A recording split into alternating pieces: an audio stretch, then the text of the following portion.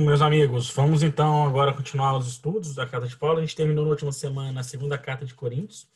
Foi muito boa, né? Uma carta extensa. Agora a gente vai lembrando a quem está aqui assistindo a gente que a gente segue a ordem cronológica da escrita, né?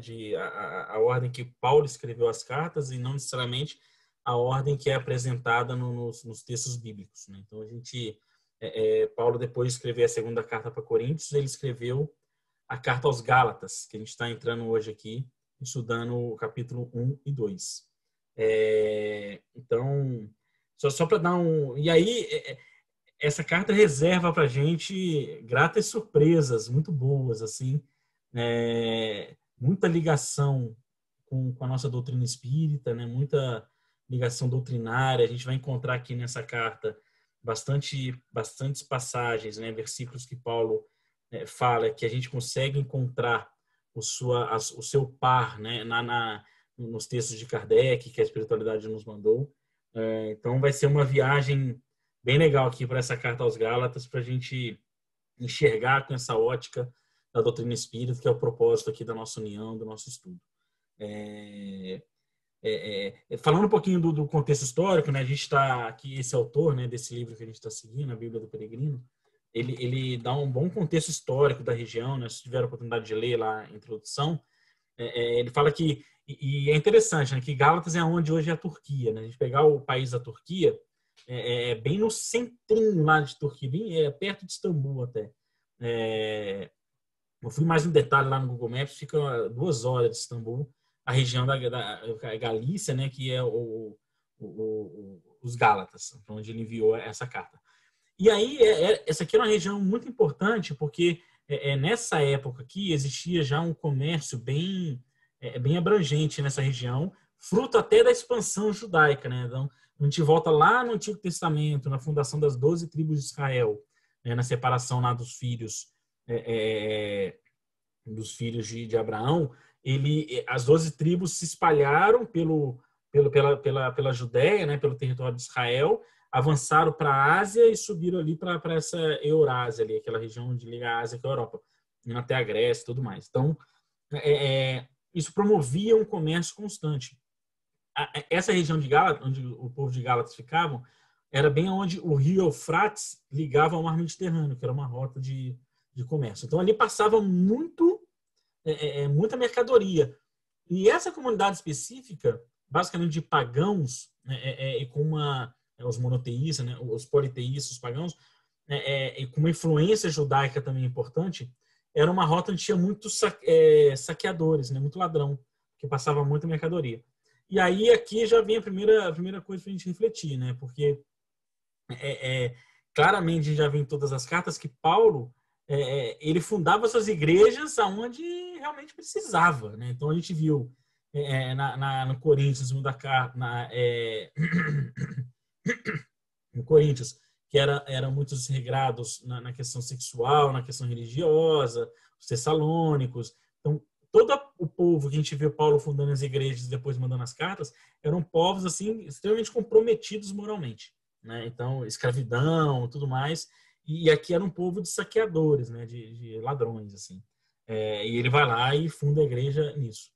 A gente até falou em uma dessas cartas, no nosso estudo, que a gente leu lá o trecho do Evangelho dos Espiritismos que fala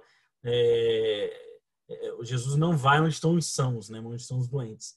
Então, é fácil de entender porque Paulo funda a igreja lá. Ele segue o Evangelho à risca. E a gente pode partir aqui já para o... Não sei se alguém tem um comentário da introdução, alguma observação da introdução que a gente leu. A gente segue. Tá. Bom, então a gente indo lá na Carta dos Gálatas, capítulo 1. Né? Aqui, em geral, aqui nesse capítulo, né, acho que a observação que eu tenho aqui é que Paulo ele usa esse capítulo para fortalecer um conceito de que há um evangelho único. Né? Não há modificações desse evangelho. Né? O evangelho do Cristo ele é único. E aí a gente já vai poder trazer para algumas reflexões atuais nossas. Jesus ele ensinou a lei da perfeição moral, né? O atendimento, a obediência e atendimento às leis naturais, as leis divinas, e Paulo, como seu representante fiel, ele mostra suas credenciais nesse capítulo 1 e fala assim, ó, só tem um evangelho e eu sigo, né? Então, um pouco de alerta ao povo que já estava começando a vislumbrar outras coisas, questões de obsessão, a gente vai ver na frente. Então, a gente aqui já tenta trazer todo mundo de novo, falar assim, ó, pessoal, não esqueçam, existe um evangelho só, né? E aí no capítulo 1, versículo 1, que é na apresentação da carta, eu acho interessante aqui, né, que tem uma referência histórica legal, porque ele fala assim, ó, de Paulo apóstolo, não enviado por homens, nem nomeado por um homem, mas por Jesus Cristo, e por Deus Pai, que o ressuscitou da morte. Esse versículo 1 é interessante, porque quando a gente olha, a gente lembrar lá do Evangelho, né, nas histórias lá que Mateus, João, Marcos e Lucas contam, e a gente vê nos filmes e tudo mais, era uma cultura muito presente na época, tanto nos judeus quanto nos romanos, de você enviar mensageiros, né? Então, a Gálatas era uma província romana, né, pagã, tinha lá bastante influência do Império Romano, e era comum, né, no Império Romano, você enviar um mensageiro e o cara chegava lá. Lembra há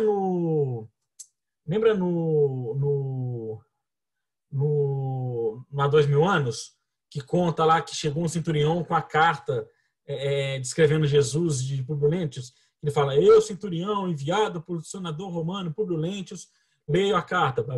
Aí falava, né? Então, enviava muito esses mensageiros. E os judeus, né? Eles tinham esse costume de nomear pessoas, né? Os autores da lei nomeavam pessoas para falar por eles, né? Então, lembra lá o Caifás, quando ele quer seduzir Judas Iscariotes para pegar as moedas, que ele manda um servo dele lá e fala, ó, vai lá e fala em meu nome, né?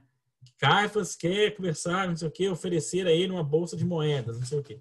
Então, Paulo, sabendo que era um costume dessa época, ele já chega já falando, ó, aqui nenhum homem me enviou e eu não fui nomeado por ninguém, a não ser por Jesus Cristo e Deus. Né? Trazendo, não sigo aos homens, sigo ao autor do Evangelho único.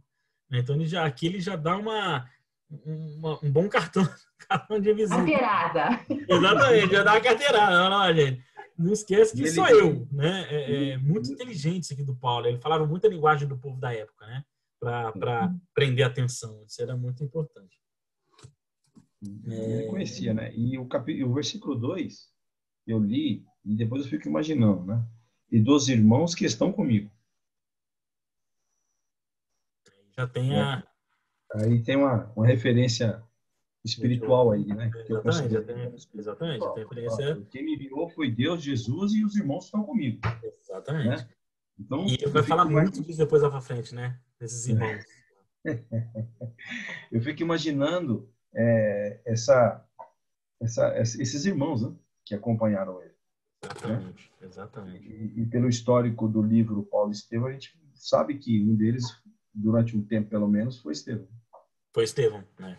Eu fiz essa anotação lá na frente, vai chegar aqui. Tem uma hora que, acho que lá no final do 1, ele fica claro que ele está falando de Estevão e Abigail, né? A hora que ele fala dos autorizados, né? É bem interessante. Os autorizados, né? Exatamente. Fica bem claro, né? Porque eu também lembrei do livro Paulo e Estevão. É maravilhoso. E aí, do 2 ao 5, né? O que eu anotei aqui do 2 ao 5, né? Que aqui ele reforça de que os ensinamentos não são dele, né? Isso é importante. Ele não traz para si a autoria daquilo que ele está pregando, né? Ele se coloca apenas como um representante, um servo e um patrocinador, vamos dizer assim, dos ensinamentos que é de Jesus e de Deus. Né? Do 2 ao 5 ele fala disso. Vocês entenderam isso também, né? Do 2 ao 5, né? Que ele pontuou isso. Agora, meus amigos, assim, eu aqui encontrei uma surpresa muito grata, que eu fiquei assim, quando eu li, eu falei, meu Deus, isso aqui é maravilhoso demais, porque como é bonito, né? Você vê que a doutrina espírita, assim como Kardec nos trouxe, ela é atemporal, né? Os espíritos já conduzem na parte espiritual do nosso orbe a doutrina espírita desde sempre, né? Não é de 842 para cá, né, do Livro dos Espíritos. E aí eu queria chamar a atenção aqui para dois versículos, o 4 e o 5. Né? Então ele fala, ó, desculpa, o 3 e o 4. E o 5, 3, 4 e 5. Ele fala assim, ó, graça e paz da parte de Deus, nosso Pai. Então ele dá graças a Deus, nosso Pai, e do Senhor Jesus Cristo. Agora aqui, olha a importância da frase. Né? Que se entregou por nossos pecados para tirar-nos da perversa situação presente, segundo o desejo de Deus nosso Pai. Então, ó, aqui, vamos interpretar essa frase. Então, ele fala, ele dá graça a Deus, que é o nosso Pai, por, através de Jesus, ter tirado a humanidade da situação perversa até o presente. Então, aqui ele está falando, dando graças por coisas do passado, não coisas do futuro. Né? Então, até aqui, a gente tem aqui uma escala temporal que para ali naquele ano, né? 30 e tantos depois de Cristo. 44 depois de Cristo. Ele para ali. Do eterno passado até aquela data, damos graças a Deus e a Jesus Cristo. Né? Porque tirou de nós, olha isso, tirou de nós a perversa situação que eles tinham. Então, nós espíritos. Aí aqui vem a coisa mais bonita. A quem seja dada a glória pelos séculos dos séculos. Olha que interessante isso aqui. Vamos fazer conta. Então ele fala do passado até aquele momento. 44 depois de Cristo, vamos para o ano 0. Né? E ele dá graças pelo século dos séculos. Quer dizer, século dos séculos, do passado até aquele momento, ele dá graça porque tirou eles da perversa situação. E aí eu vim aqui fazer uma conta. Século dos séculos. 100 vezes 100, 10 mil anos. 100 vezes 100 é igual a 10 mil. Então, graça pelo século dos séculos são 10 mil anos para trás. Do ano 0, considerando 44 né, naquele mesmo século. 10 mil anos para trás, quando eu fiz essa conta, eu falei, poxa, aqui tem um marco importante, 10 mil anos. Né? Deixa eu ver aqui na história o que é. Exatamente 10 mil anos antes de Cristo, ou seja, um século dos séculos para trás, foi quando a humanidade passou da era paleolítica para a era neolítica, ou seja, quando a humanidade saiu do estágio primitivo de homem das cavernas e começou a entrar na era do homem moderno, na primeira era do homem moderno. Foi quando saiu-se do estágio de nomandismo e desenvolveu-se a agricultura e início das sociedades e das civilizações. Foi quando iniciou-se aqui o mundo de provas e expiações. 10 mil anos antes de Cristo. Que a doutrina espírita nos explica. E aí, no A Caminho da Luz, o Emmanuel comenta: pois ao nosso orbe aterrizou legiões e legiões dos espíritos capelinos, que ocorreram quando? Emmanuel diz no Caminho da Luz: 10 mil anos antes de Cristo. Louco. Então, o que o Paulo era? Conta pra mim, o que o Paulo era? Era um capelino. Fica claro aqui. Você tem dúvida? Fica claro. Ele era um capelino. Ele veio há 10 mil anos antes de Cristo, como espírito de capela, e ele e essa turma toda aí que ele está falando, e veio. Se melhorando, se melhorando, se melhorando, se melhorando, se melhorando, até naquele ano tornar quem é. E ele dá graças a Deus por isso. Então, olha como é que o espírito dele sabe da trajetória espiritual dele. Porque a conta é exata. 10 mil anos antes de Cristo. Na história nos explica que é o início da sociedade, ou seja, quando a gente iniciou a sociedade, a taxa de reprodução aumentou muito, mais espíritos encarnaram, que era a chegada desses capelinos, precisavam, né? A humanidade se transformou porque começou a vir inteligência, formar ferramentas, armas, casas, sair das cavernas, começou a agricultura, plantar, porque eram os conhecimentos que os capelinos tinham. E o Emmanuel, no Caminho da Luz, eu fui lá ver, ele dá essa data. Ele fala a chegada dos capelinos há 10 mil anos. 10.000 é 100 vezes 100, século dos séculos. Que E tem Paulo... outro fator importante. Quem recebeu os capelinos? Jesus, né? Então já conhecia. Eu vou falar para vocês, na hora que eu comecei a ler isso aqui, eu falei, não é possível. Paulo tá brincando com a gente, né? Porque e fica claro aqui, né, que ele, na minha interpretação, ele se apresentou aqui como um capelino. Sim. Eu sou um deles, né? E ele dá graças a esse século dos séculos, né? Que ele teve a oportunidade de, na Terra, se libertar do que ele chama aqui da perversa situação que ele tinha. Que era lá. Que Né? Que veio de foi no lá. passado. Que veio de lá de Capela. Ele falou, pô, lá em Capela todo mundo andou, eu fiquei para trás. Agora eu vou voltar aqui no planeta que acabou de sair do Paleolítico, ou seja, começou a entrar aqui no Neolítico, Homem das Cavernas total, e deve ter encarnado ali perto dessa época, e ele Paulo demorou 10.000 anos para atingir a elevação moral para sair do mundo de prova e expiação, hein? Você aí complementa, né, que a doutrina fala o seguinte, né, que os exilados sempre vão para um planeta mais atrasado.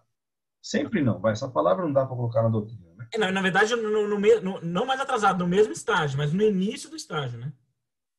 Entendeu? Para que lá ele possa desenvolver o que ele já tem de conhecimento e ajudar aqueles que estão atrasados. Exatamente. Né? Exatamente. Então, quando você fala assim, pô, Paulo era um fenômeno, não é porque porque o espírito dele já tinha uma bagagem lá do outro lado. Que para nós aqui é igual Exatamente. uma comparação que a gente às vezes faz, né? Se a gente pegar um dia e for convidado a reencarnar no mundo primitivo, a comparação do nosso pouco conhecimento que nós temos hoje aqui, A gente vai para fazer eles isso. lá. Vai dar um salto de 600 anos. A gente vai, Exatamente. né? Por isso que nós temos a comparação do conhecimento, né, de toda uma locução de Paulo, e fazendo um comparativo que você falou de 10.000 anos nos os egípcios que chegaram. E aí você vê toda uma arquitetura, todo um negócio que na época a gente até hoje fica perguntando como é que eles fizeram. Exatamente. Até hoje não tem resposta, né? Como é que as pirâmides foram construídas? Científica, né? Resposta científica. Não tem. Mas Linda essa parte aqui, né? Porque ele fala que Jesus se entregou por nossos pecados, né? Para tirar-nos da perversa situação presente. Quer dizer, se contar isso como a história dos capelinos, Jesus recebeu esse grupo de capelinos e deu oportunidade para eles virem participar desse rebanho, né? Das ovelhas, que é como ele chama a gente, né? As ovelhas do meu aprisco, aqui e serem recebidos para ter oportunidade aqui de se redimir, né? Então, é lindo isso, porque Jesus realmente deu a vida, depois veio encarnar aqui junto com eles e viver junto com eles. Então, realmente deu a vida aqui para tirar todos nós, né, do pecado, né? E no livro Exato de Capela narra lá que quando Jesus recebeu eles, ele falou: eu com você, convosco estareis. Exatamente. Eu convosco estareis. Sim. E aí a turma veio e é isso aí, ó. Imagina o orgulho positivo, claro, né? O orgulho positivo, a satisfação de Jesus, né? De encontrar um Pedro, o espírito de Pedro encarnado lá como um pescador, um Tiago, um Marcos, depois um Paulo, encontrar todos eles, né? Que ele viu chegar 10.000 anos atrás, lá no estado de profunda tristeza e amargura do paraíso perdido. Ele falou: estarei com você, eu vou ajudar vocês, vocês estarão comigo. E aí vem. Nossa, isso aqui é maravilhoso demais. Nossa. Imagina ele reconhecendo um por um, falando: olha lá, galera, todos os capelinos ali, jogando as redes do barquinho, né? A hora chegou, a hora chegou, a hora chegou, né? Agora, vamos lá, a chance de vocês voltarem, que vocês queriam, tá aqui. Vocês vão poder aportar, depois dessa encarnação, no mundo de regeneração, um mundo feliz, né?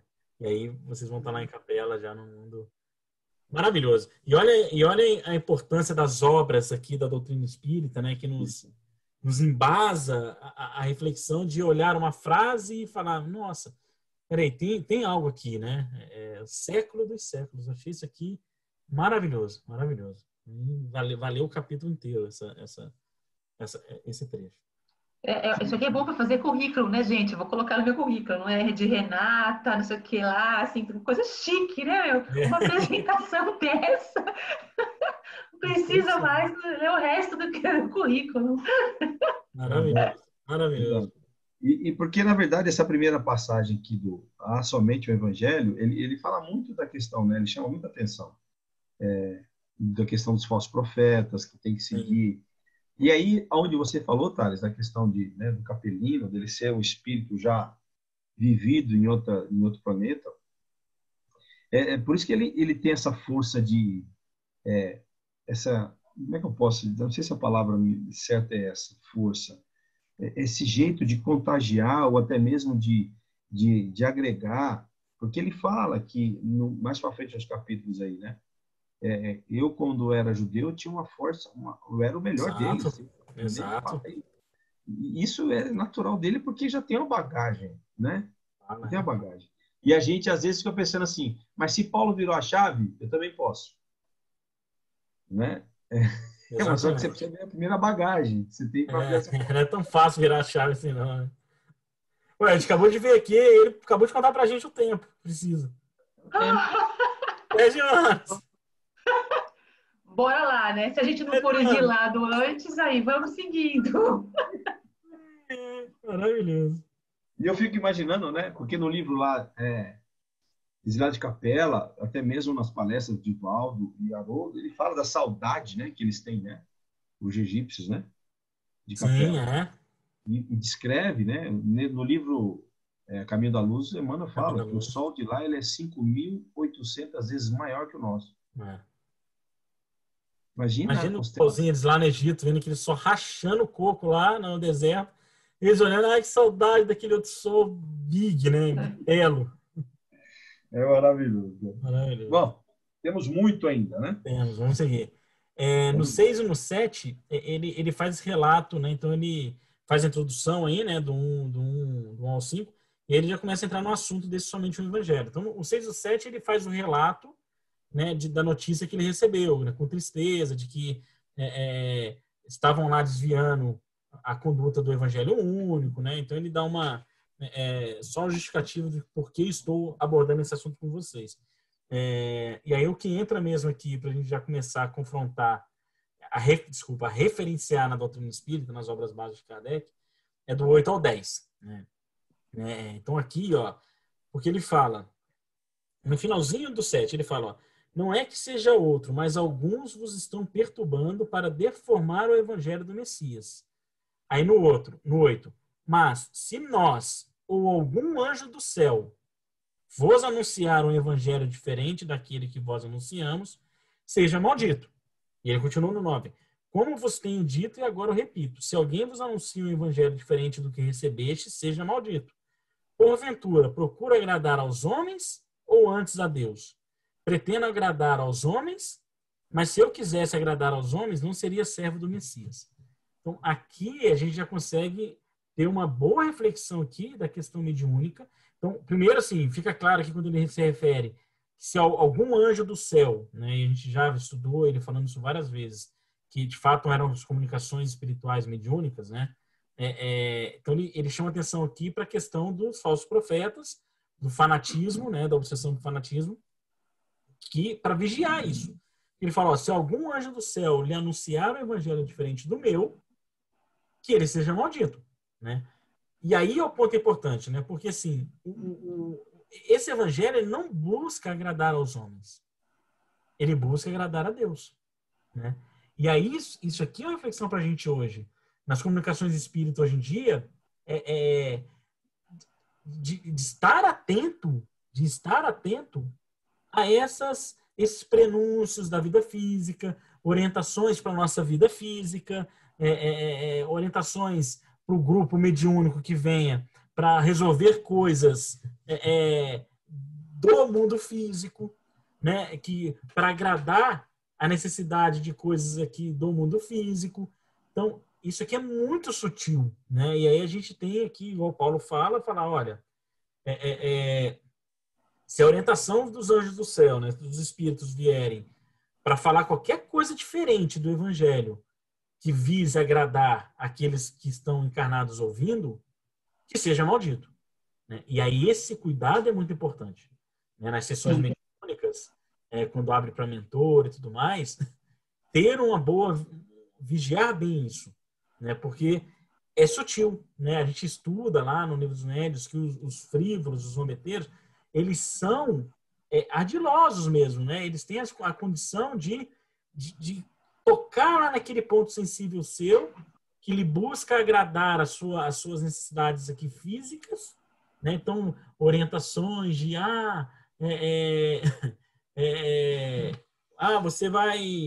você vai conseguir um emprego, sabe? Então, imagina que tem lá alguém procurando auxílio, triste porque está anos desempregada, e aí vem uma comunicação mediúnica e fala, ó, você vai conseguir um emprego. O emprego que você está esperando vai vir. Então, essas coisas é muito sutil, porque isso aqui agrada aos homens.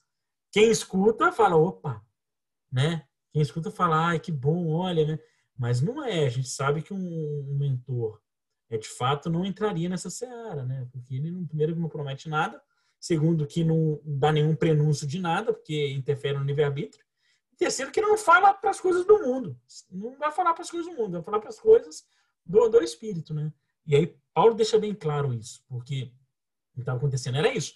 Estava comendo solto lá as reuniões mediúnicas, a turma despreparada, parecia um espírito, falava ou escrevia, o que quer que seja a faculdade, agradava aqueles que lá estavam, né, nas coisas físicas da Terra, e o pessoal começava a falar, ó, não, esse aqui é espírito do bom, esse aqui é enviado de Jesus. Aí daqui a pouquinho já está mudando o evangelho.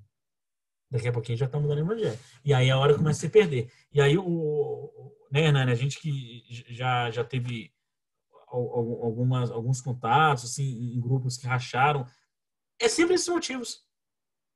Sim. É sempre esses motivos, né? A gente olha aí para os grupos que terminam as suas tarefas mediúnicas porque se dissociaram.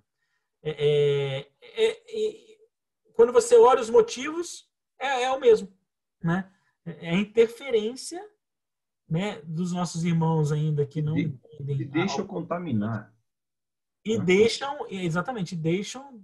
entrar e dominar. E aí fica difícil de fato. Eu fiz uma referência sobre isso aí no capítulo 21, a falso Cristo e falsos profetas, na passagem prodígio dos falsos profetas, né? Referente a quando Paulo comenta desses aí que estão lá dizendo sobre o evangelho.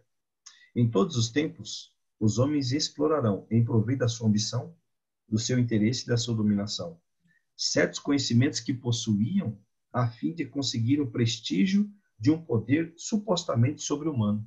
Olha aí, olha o que ele está alertando, né? Ou de uma pretensa missão divina. E se você for naquele livrinho, eu digo livrinho, né? O Problema de Agradar, tem uma mensagem lá, que está no livro também Pão Nosso. É muito interessante ele falar sobre isso. Porque ele abre dizendo, se eu quisesse ainda agradar aos homens, não seria servo do Cristo. Ele faz um texto maravilhoso sobre a questão por que muitos querem agradar só os homens, e faz uma correlação que eu não tinha pensado. Que ele fala, os sinceros discípulos do Evangelho devem estar muito preocupados com os deveres próprios e com a aprovação isolada e tranquila da consciência nos trabalhos que executam. Então, é o que você falou, Thales. Aí, voltando para o ponto que você chamou para observação, sobre as reuniões mediúnicas e os médiuns, que tem um cunho muito forte nas palavras de Paulo, é realmente aquilo que você falou. A dissensão é sempre um motivo muito parecido. Exatamente. Muito parecido. Por alguém se achar melhor que o outro, né? Na questão e querer mudar alguma coisa que já vem fazendo há muito tempo. Exatamente. Tem um livro bem bonito, não sei se vocês já viram falar, que chama Aconteceu na Casa Espírita. Sim. É livro de cabeceira. Todo brasileiro tinha que ter esse livro com preparação de ambiente para todas as tarefas. Na minha opinião, né? A minha também, porque eu li esse livro e falei, olha só como é uma forma argilosa, sutil e inteligente de atuar nas entrelinhas, nos pequenos detalhes, e aí acaba que, se a gente deixar, realmente vira uma confusão, Ou então, cada um para um lado e acaba tudo, né? Desinteresse. É interessante você falar desse livro, né? Thales? Porque eu lembro daquela médium de efeito físico, de cura, que fala sobre, não, meu mentor está dizendo que eu tenho que montar meu grupo e tenho que sair. E realmente. Exatamente. Exatamente. E aí tem outro alerta para nós, né? Que os sonhos dizem tudo, né? Os dirigentes da casa falam, eu sonhei com as rachaduras no caso, né? Que é atento. Por isso você falou, os mentores vão vir aqui falar, olha, manda seu currículo para o endereço tal, que você vai arrumar um emprego, fazendo referência que você comentou. Exato, O sonho veio sutil. Cabe a cada um, dentro daquilo que a gente já tem de bagagem, interpretar, dentro do evangelho que é real e verdadeiro, discernir e continuar. Exatamente. Eu conheço um caso, né, pude acompanhar de perto, de um grupo que das médiums estava gestante ia se afastar, né, para dar luz, e teve uma comunicação mediúnica de um mentor, um teórico mentor, que falou com a médium, falou assim, e olha como é que eles são de fato, né, que ele fala que ia agradar aos homens. Falou, ó, você é muito importante para o nosso grupo mediúnico, né? Nascendo um neném, espera um pouquinho, arruma uma vizinha, alguma pessoa para ficar com ele e volta para a tarefa. Olha só.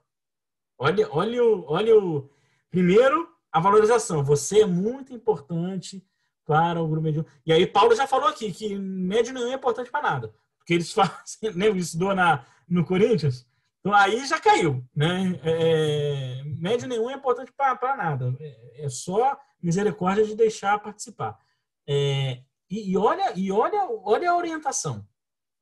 Né? Olha a orientação. Espera mais um pouquinho, arruma um parente, uma vizinha para ficar com o neném nos dias de tarefa e tem que trabalhar, porque médio parado não pode ficar.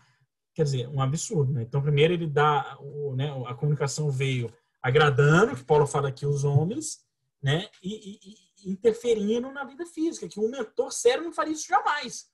Né? Sendo a maternidade e a paternidade a missão mais sublime da encarnação que a doutrina espírita nos traz, né, para estudar. Mas aí tem que ter essa vigilância, porque senão que o Paulo está chamando a atenção aqui do pessoal. Fala, gente, pensa comigo aqui, ó, razão. A gente está aqui para agradar os homens ou a Deus? Né? Quem vai aqui mudar o evangelho? Né? E infelizmente hoje ainda acontece muito isso. Né? Por outro lado, Deus não faz nada errado, Deus não erra. Né? Se permite que isso aconteça é para que a doutrina espírita se propague. Né? Porque se ficar também os centros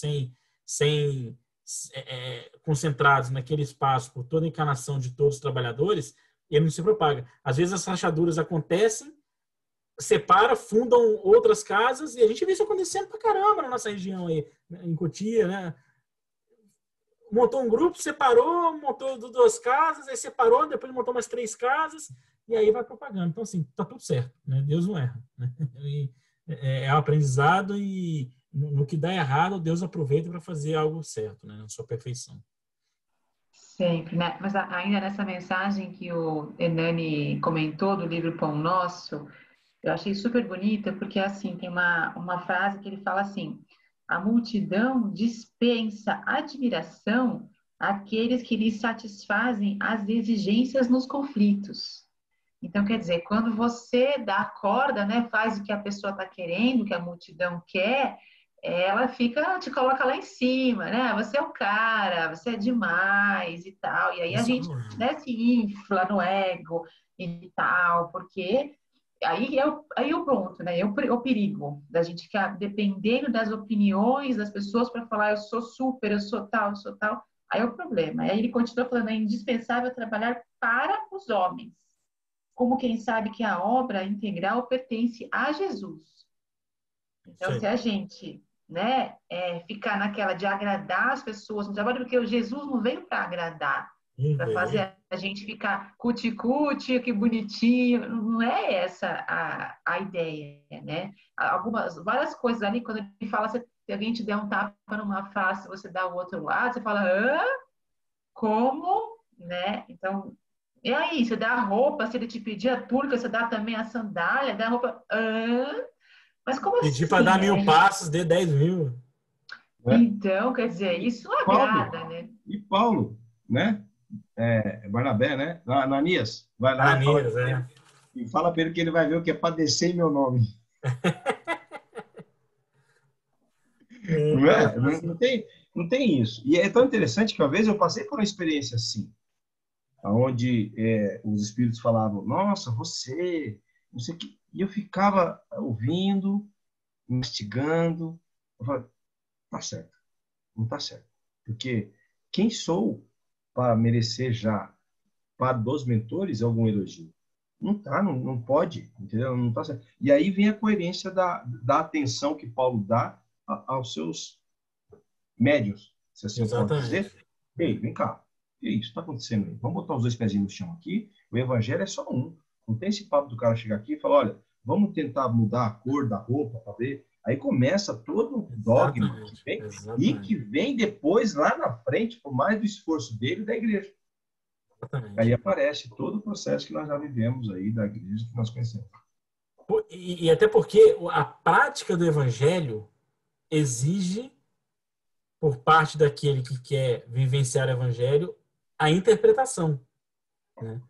E aí é nesse ponto, tirar o espírito da letra. E é nesse ponto que tem que tomar cuidado que o Paulo fala aqui de outros evangelhos. Não é que eles falaram, não, o que está escrito aí está errado. Não, mas, ó, gente, vamos interpretar dessa forma. Aí que está a pegadinha, né? E se não toma cuidado, isso acontece nos grupos, nas casas espíritas e nos grupos mediúnicos, né? Começa interpretações do evangelho de forma a trazer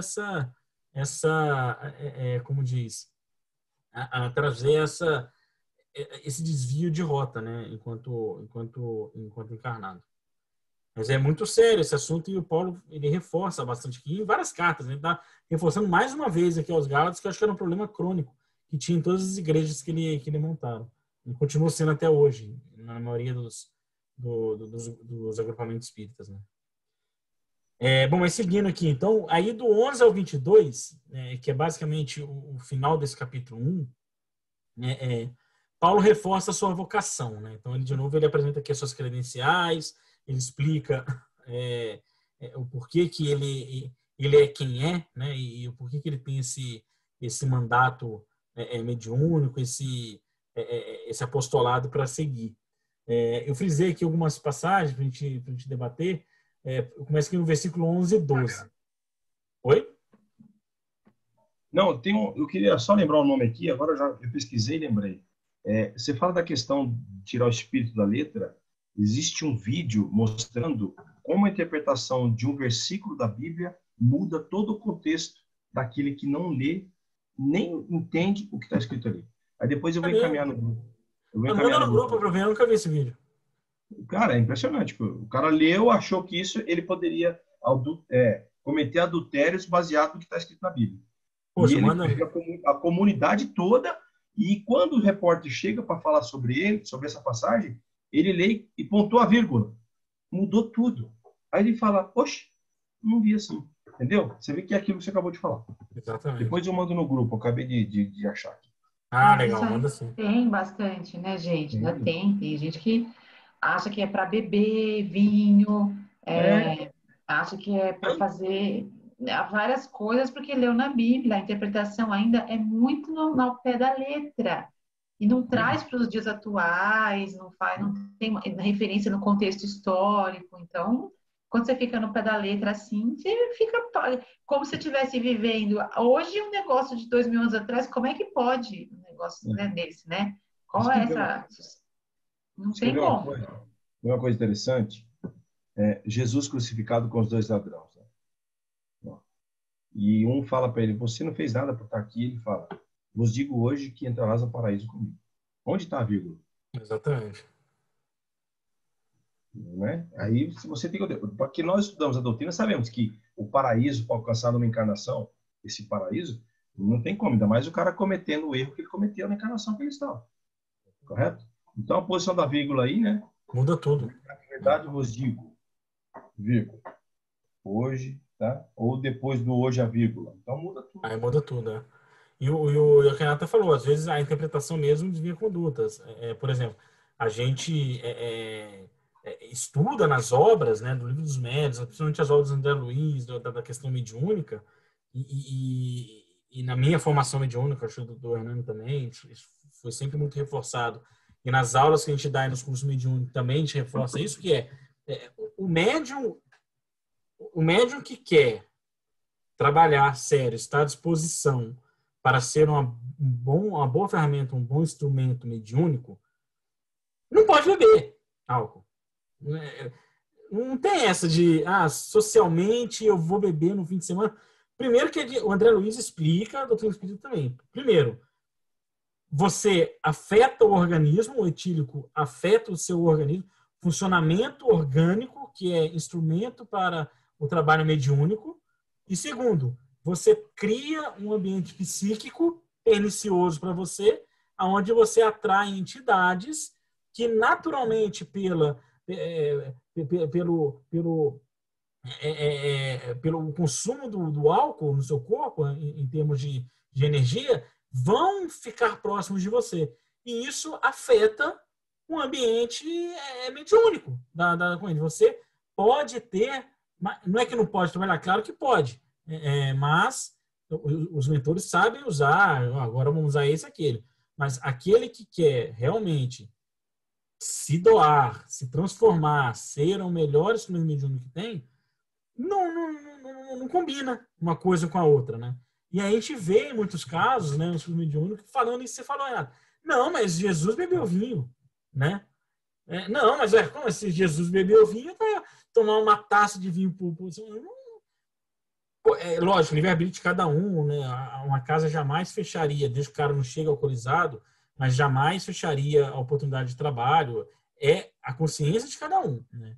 Mas a doutrina que a gente estuda deixa claro, nas obras básicas, nas obras adjacentes, que interfere na qualidade do trabalho, né? Interfere. E aí não dá para interpretar dessa forma, né? Igual você comentou bem essa passagem. Não, se Jesus bebia, eu posso beber lá meu vinho no fim de semana e trabalhar na segunda-feira no mediúnico.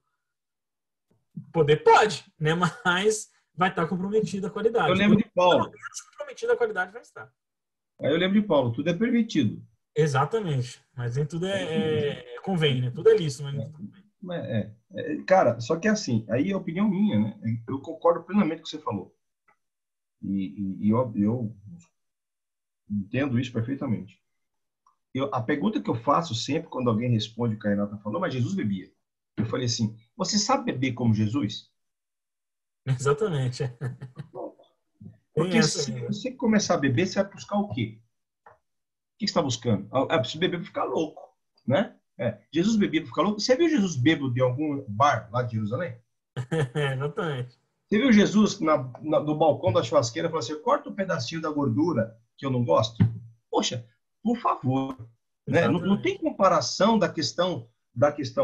E é até bom a gente falar disso, porque quando Pedro questiona ele na boda de Caná, não sei, Jesus, você fez vinho, todo mundo fica bêbado. Ele fala assim, você sabe o que é servir um amigo? Tá no Boa Nova. Alegria de um amigo, Mas aí é que tá a questão. Atenção, A gente se reúne não por ter os amigos em volta, mas para beber. Exato. É diferente. É um ambiente psíquico que você cria. Isso... Eu tô falando porque eu bebia. Eu bebia também. Muito. Exato, eu também bebia. 7 caixas de cerveja, vamos começar a beber sexta, vamos parar só terça. Exato, é igualzinho. 24 horas louco. Então, exatamente, eu falo por mim. E quando eu fiz meu curso mediúnico, me formei, eu adquiri essa consciência, eu parei. Não dá nada, nem uma gota, nem um brinde. Porque eu sei que se eu fizer isso, eu estou arrumando a minha cabeça. Né? Eu vou rapidamente, e aí com a mediunidade uma vez desenvolvida, e os mentores falam, agora, amigo, é sua responsabilidade. Até aqui, até você se formar no ensino mediúnico, a gente protegia. Agora está aberto. Agora é contigo. Eu sei que se eu voltar a beber, a influência vai ser 3 vezes maior do que era antes. Né? Isso porque nós não temos...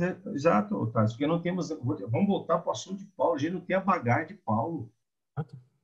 Nós somos ainda neném. Lembra do leite? Toma leite, você. Você não pode comer ainda. Não dá para enfrentar. Não dá para você falar assim, tô pronto. Não vai que cai. Exatamente. Não vai. Entendeu?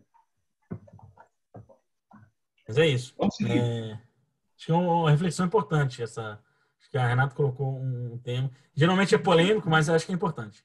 Não, Polêmico, e outra É coisa, é polêmico. polêmico, e nós podemos receber críticas depois, você sabe? Não, não tem nada a ver. É a nossa parte, estamos fazendo o que a gente acredita. Exatamente. Mas na época de Jesus era outra coisa, né, gente? O vinho era a única bebida que tinha, era fermentado para ele não estragar, e tinha toda uma outra situação histórica. Hoje a gente tem outras várias bebidas, tem opções diversas, então a situação hoje, a quantidade de alcoólicos diversos que nós temos hoje é muito maior do que só um vinho fermentado que eles tinham na época, e é como uma tradição do povo fazer um brinde, tomar um vinho no casamento, que era uma festa muito importante. Então, assim, é muito diferente Jesus fazer o aumentar o vinho para agradar um amigo do que a gente encher a cara de cerveja, de 10 caixas de cerveja no churrascão. É diferente, é Exatamente. totalmente Outra diferente, intenção, né? né? A intenção é outra, o contexto, a necessidade, tudo é diferente, né? A tradição, a nossa tradição, como a Hernani falou, é ficar alegre, é sair um pouco fora de si. E justamente é isso que o alcoólico faz com a gente, que ele tira a gente um pouco do senso da razão, da nossa, né, capacidade plena, e depois você vai trabalhar no mediúnico, que justamente vai aflorar essa sua capacidade, que já é de extrapolar um pouco, né? Porque se você ficar Exatamente. no comum, você fica preso aqui na matéria, né? Você vai Sim. extrapolar um pouco esse comum e como que vai ficar, vai ser afetado de qual forma isso? Você já está extrapolado pelo álcool no organismo, né? E acrescento, Renata, e aí a importância de estudar a doutrina, né, as bases de Kardec, porque é muito bem explicado para a gente que para ocorrer o contato mediúnico, ou seja, a ligação mediúnica para a manifestação mediúnica, é necessária que o médium baixe o seu nível de consciência. Porque senão ele não consegue ter o contato mediúnico. Porque como é que é uma reunião mediúnica aqui no Centro Espírita? Abaixa a luzinha, deixa azulzinha, todo mundo faz o Musiquinha, evangelho, dá aquela vamos. serenada, fecha os olhos, relaxa o corpo, treina aquela respiração. Isso é o quê? Baixar o nível da consciência. Estabilizar a consciência. Se tiver com a consciência assim, você não consegue ter um contato mediúnico. Na Umbanda, por exemplo, como é que acontece o contato mediúnico? É o ponto. A hora que começa lá a turma do tambor e cantar os pontos, e todos os médios colocam naquela mesma batida, naquele mesmo canto, o nível de consciência baixa, e aí há o contato mediúnico. O álcool faz o quê? Baixa o nível de consciência. Só que aí, o problema é o quê? Quem que vai estar ali para fazer esse contato? Você vai estar aberto. Você vai estar aberto mediunicamente, com o nível de consciência baixa, pronto para receber uma comunicação mediúnica, uma manifestação mediúnica. E aí que a gente vê os desastres acontecendo. Porque irmãos nossos que querem prejudicar a caminhada daquele médium ou de outros, né? Porque você imagina uma situação, e a gente vê isso acontecendo. Há relatos de amigo o tempo todo, que às vezes você percebe no outro que ele tem lá uma característica mediúnica que ele ainda não se descobriu, não educou e não trabalhou, que ele, no processo de se alcoolizar, baixa o nível de consciência, o companheiro, filho ou filha desse, né, ou dessa, que tem lá os seus débitos com os seus cobradores no plano espiritual, que querem lhe fazer o mal, fala, opa, agora é só cessar esse aqui. Vou lá e aí usa de violência. Então, a gente vê isso acontecendo o tempo todo, né? E o álcool ajuda a baixar esse nível de consciência. Por isso que, a partir do momento que o médium se educou na sua mediunidade, viu que tem essa mediunidade, se educou nessa mediunidade, tem que tomar muito cuidado. Porque se baixar o nível de consciência, moralmente ele não vai estar apto a receber a influência de espíritos superiores, vão estar ali, se ele estiver num ambiente onde alguém quer lhe usar como instrumento para atingir alguém, ou os seus próprios cobradores, para lhe induzir a uma abreviação da vida, um crime, acontece. E as pessoas nem percebem isso, né? Então, é um assunto aqui, fugindo um pouco aqui do nosso, mas se está aqui a gente debatendo, tem alguma função. Que tem que se vigiar nisso, tem que se policiar. Não dá para... Não combina uma coisa com a outra. Né? O Chico Xavier é bem claro, né? servir a santidade não cabe o serviço da promiscuidade, né, do desejo e tudo mais. Né? Não cabe as duas coisas no mesmo ato. Ou é um ou é outro. Não tem jeito. Eu vou te falar ainda um pouco mais, Thales. Eu frequento um centro espírita em São Paulo que nos dias de trabalho, dependendo do trabalho, o médium não pode comer carne vermelha, beber nada alcoólico, nem antes, nem depois, nem nunca, fumar cigarro, nada vícios, discussões, qualquer tipo de raiva que ele sinta, tudo para depois chegar lá e trabalhar num clima espiritual, recebendo um bentor, tal. Não trabalha. Entendeu? Então, muito mais. Era isso que eu ia falar, Renato. Era isso que eu ia falar. Nós estamos falando aqui do álcool, mas é lógico que a doutrina também explica sobre os outros vícios. O que é outro, né? Várias tendências, moral, enfim, tudo mais. O importante é uma experiência que dizem e vivenciamos sempre numa reunião mediúnica. Onde sempre, depois da reunião mediúnica, nós vamos no churrasco e lá tem a caipirinha que o seu irmão vai fazer. O marido comentou com a esposa. Na reunião mediúnica apareceu um irmão e falou, não consigo parar de beber. E o rapaz falou, não, mas você tem que parar de beber. E o espírito falou para ele, mas você vai beber depois que sair daqui. Como é que moral que você tem para falar para mim que é para me parar de beber? Né? E aí volta para os ensinamentos de Jesus. Era exemplificando, não tem como você falar.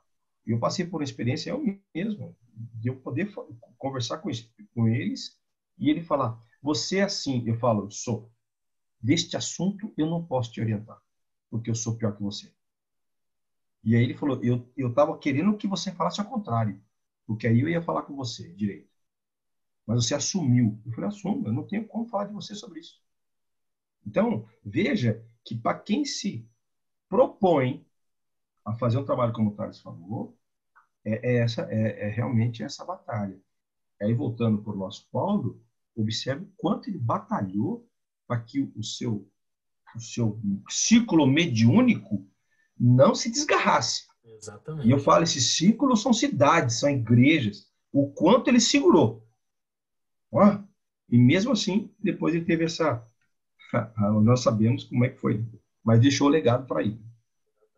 Instrução, né? Bom, seguindo então. Aí do 11:22 ele fala dessa vocação, né? Eu separei aqui acho que o 11 e o 12. Ele fala ele reforça que ele prega esse evangelho puro, né? Porque, e aqui é muito interessante, fica claro aqui que ele fala que o evangelho que ele prega, ele não recebeu de homens, ele não recebeu um livro, não, ele recebe diretamente, mediunicamente dos espíritos superiores, né? Que ele fala, eu vos faço saber, irmãos, que o evangelho que vos anunciei não é de origem humana, né? Pois eu não recebi nem aprendi de um homem, mas Jesus Cristo revelou a mim. Né? Lembrando que Jesus já estava desencarnado, né? Na conversão dele. Então ele deixa claro, e isso aqui é muito legal, né? Porque outros que pregaram o evangelho, e o evangelho que a gente pega, na maioria das vezes, é esse livro aqui, né? Eu leio Mateus, né? Eu leio aqui Mateus e falo, olha, em Mateus 12:7, falava tal. E o Paulo fala aqui, gente, o que eu estou falando para vocês aqui vem direto deles lá. Né? Então ele reforça aqui mais uma vez a questão mediúnica que ele tinha e de quem estava com ele, né? Tipo, os pares de Jesus ou até mesmo o próprio Cristo, que diretamente a ele falava, né? Não é à toa que ele é o vaso escolhido, né? De fato, ele é muito diferenciado, né? Nessa questão mediúnica, né? Ele é impressionante, né? É muito aflorado aqui a capacidade dele de receber da espiritualidade os ensinamentos, né?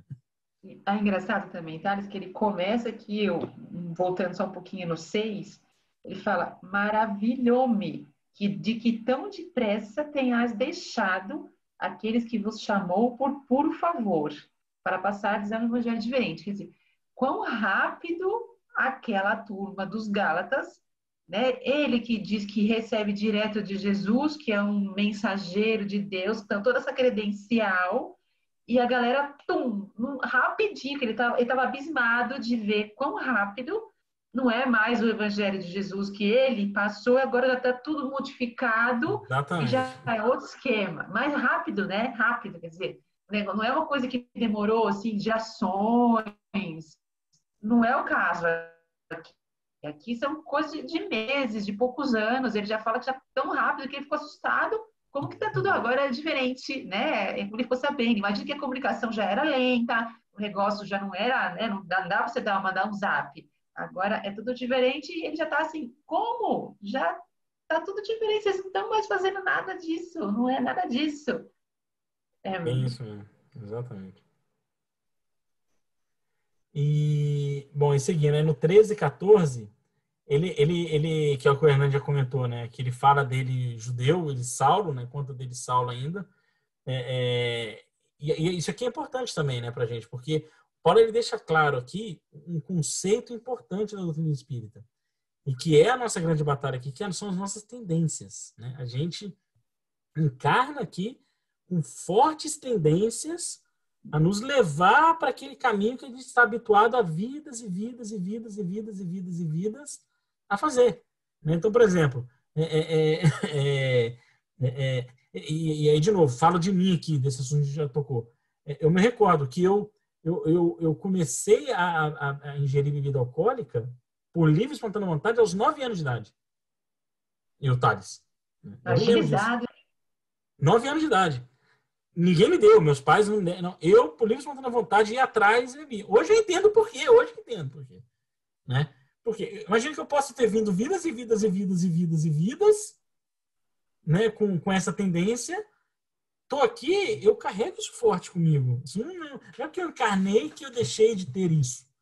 Né? Isso aqui está comigo ainda. Né? Então, um vício, um desejo, um medo, uma relação desgastada, uma violência. Então, traz aqui toda essa tendência. Né? E aí a gente volta aqui no século dos séculos. Voltamos aqui no século dos séculos. Paulo, Capelino, encarnou lá 10 mil anos atrás, veio, trazendo essas tendências capelinas e as suas vivências espirituais aqui já na Terra. Né? Então vinha lá egípcio, aí entrou no judaísmo, porque antes de Cristo ainda teve 4 mil anos de judaísmo. Né? Então imagina 4 mil anos encarnando no processo de judaísmo, aí entra aqui e ele fala, ó, era isso. Minha tendência era essa. Mas eu consegui aqui agora me converter. Então, é uma reflexão para a gente também. A gente tem essas tendências, né? A gente carrega essas tendências. E uma coisa é certa, nós vamos, pela bondade divina, ser colocados a situações como Paulo aqui foi colocado a situação do encontro com Cristo para combater essa tendência. Falar, ó, tá vendo? Você mata pela observância de uma lei que você não compreende. E a gente vai falar lá no 2 essa questão da observância da lei. Você tem a oportunidade aqui de, ó, virar isso. E a gente é a mesma coisa. A gente tem tendência. Ó, você, Thales, bebe, né, tem o vício do álcool, você vai ser colocado aqui em uma situação onde vai vir com mediunidade e vai se estrepar. Até você aprender, acordar e mudar. Né? Então, o Paulo ele mostra isso em 3,14. Né? A gente tem nossas tendências, mas seremos colocados em situações que a gente vai ter que escolher. Sigo mais uma encarnação assim, ou eu, de fato, mudo essa tendência. Né? E começo a ter uma tendência no que é virtuoso, não mais vicioso. O 13,14 fala bastante disso. E aqui ia chamar... Antes, vou falar só uma coisa, vou dar os parabéns, né, para vocês dois que fizeram nesse quesito aí de bebida alcoólica mais ou menos a mesma coisa que Paulo fez numa escala, lógico, maior, mas viraram a chavinha, né, de uma forma grandiosa, porque senão ia se comprometer, talvez, a encarnação, sei lá, em bebida. Não mas dá, então, não dá parabéns. Não dá para seguir com essa. A gente agradece, mas é um esforço, né, Thales? Exatamente, é uma luta. Mas qualquer dia eu te mando a lista. São 53.912 quesitos, mas eu consegui um. Foram 53.911. Pelo menos um. Pelo menos nunca foi. Que a gente Vamos comemorar as conquistas. Ô, Thales, eu gostaria de chamar a atenção para a gente poder caminhar. É o seguinte: quando eu e você fala sobre um conceito judaico, a gente fala, olha o que o judeu está falando na Torá, e a gente analisa, observa como é perfeito. Paulo sabia profundamente isso, cara. Exato. Então veja que ele vem lá de Capela, vamos pegar o teu raciocínio, vem, desceu, né? Conquistou a questão do conhecimento de todo o processo, entrou no judaísmo, hebreu, foi Antigo Testamento. Era preciso que ele adquirisse toda essa bagagem para ele poder falar com a eloquência que ele tinha. Para ele poder chegar em qualquer lugar na região e falar, eu conheço. Exatamente. Quem quer conversar comigo? Por isso que ele é o vaso escolhido. E aí Jesus fala, né? E quando Jesus fala no livro Paulo Estevão, ele vai ver o que é padecer no meu nome, não é que Jesus está jogando uma praga ou querendo judiar dele. Não é isso. É porque agora é a hora do testemunho dele. Ele vai entender o que eu estou dizendo. É isso. Seguindo aqui, aí no 15 a 17, eu achei também aqui bem legal aqui uma redação aqui poética, né, do Paulo, que ele fala, ó, mas quando aquele que me separou ainda no ventre materno e me chamou por puro favor, teve por bem revelar-me seu filho, para que eu anunciasse aos pagãos imediatamente, ao invés de consultar homem algum, ou de subir a Jerusalém para visitar os apóstolos, 17, visitar os apóstolos mais antigos que eu retirei-me para a Arábia depois do tempo de Damasco. Então, olha que interessante quando ele fala aqui. Aquele que me separou ainda no ventre materno. Aqui ele não está falando da mãe dele, né? Ele está falando da pátria dele, né? Eu era filho de Israel. Olha que interessante isso. Aí vamos voltar aqui na questão judaica, né? Filho de Israel. Os hebreus eram conhecidos, até hoje, são chamados de filho de Israel, né? E um judeu só é judeu se ele for filho de uma judia. Senão ele não é judeu. Se ele tiver a mãe judia, ele é judeu. Se a mãe não for judia, o pai foi, ele não é judeu de nascença, vamos dizer assim, né? Então, quando ele fala aqui que eu sou um filho de Israel, quer dizer, Israel aqui é no conceito feminino, né? Então, ele, do judaísmo. Então, aquele que me separou, que é Jesus, ainda no ventre materno, né? E falou, você não é filho de Israel, você é filho de Deus. Eu, Jesus, te digo, eu sou filho de Deus. E falava para anunciar aos pagãos imediatamente, ao invés de consultar homem algum. Então, isso aqui é bonito. Primeira questão poética aqui que o Paulo traz, do conceito do ventre materno, que ele fala aqui da pátria dele, de Israel, do judaísmo. E depois é o mais bonito, que aí Jesus fala para ele, você vai anunciar o evangelho. Aí eu imagino ele perguntando a Jesus, que evangelho? Deixa eu ir atrás dele para estudar, entender. E Jesus falou assim, não, amigo, você não entendeu? Você é diferente.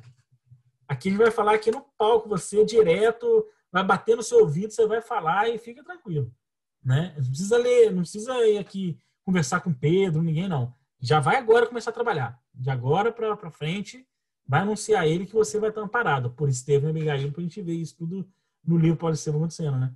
Então você vê que o Paulo fala disso aqui, dessa questão mediúnica. E a gente já falou disso nos outros capítulos, já estudou, que a conversão dele foi quando Jesus entregou o mandato mediúnico para ele. Ele falou aqui, ó, tá aqui, ó. O seu mandato mediúnico é esse. Agora você vai começar, né? Você vai lá e vai fazer isso dar certo, né? Ele fez o curso mediúnico em um dia, né? Não, em meia hora. Em meia hora.